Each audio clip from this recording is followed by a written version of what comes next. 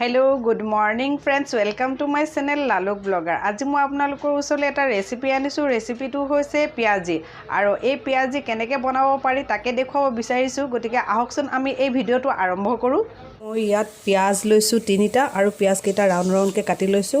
ইয়াত লৈছো মই আটা আৰু কৰ্নফ্লাৱাৰ এতিয়া মই আটাখিনি এটা বেটাৰ বনাই লম ইয়া দিছো ইয়াত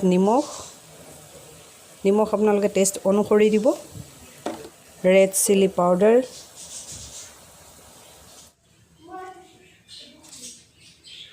আৰু এয়া অকমান সোডা আৰু ধনিয়া পাত এই আইটেম মই বেটাৰখিনি ৰেডি কৰি লম জুখমতে পানী দিম আৰু এইখিনি মই ভালকে মিক্স কৰি লম বেটাৰখিনি ৰেডি হৈ গ'ল মই এইটো জুখত বেটাৰখিনি বনাই লৈছো আৰু আপোনালোকো ইমানটো জুখতে বেটাৰখিনি বনাই ল'ব আৰু এতিয়া মই কেৰাহী গৰম হ'বলৈ দিছো আৰু কেৰাহীত দিছো মই ৰিফাইন তেল গৰম হৈছে না মই চেক কৰি লম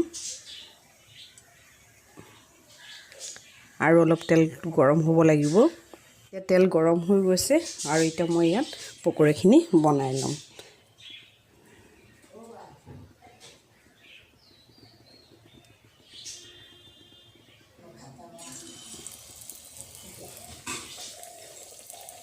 বেটাৰখিনি অকনমান ডাঠ কৰি ল'ব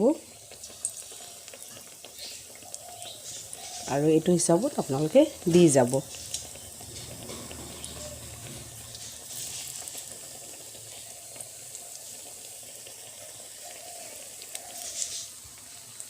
এইটো সাইড হৈ গৈছে আৰু এতিয়া মই পকৰিখিনি মই লুটিয়াই দিম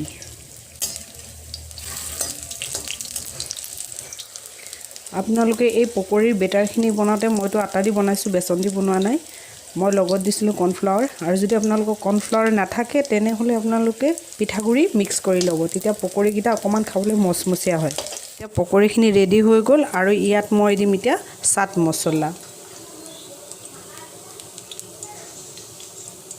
আৰু দিম অকনমান কোলা নিমখ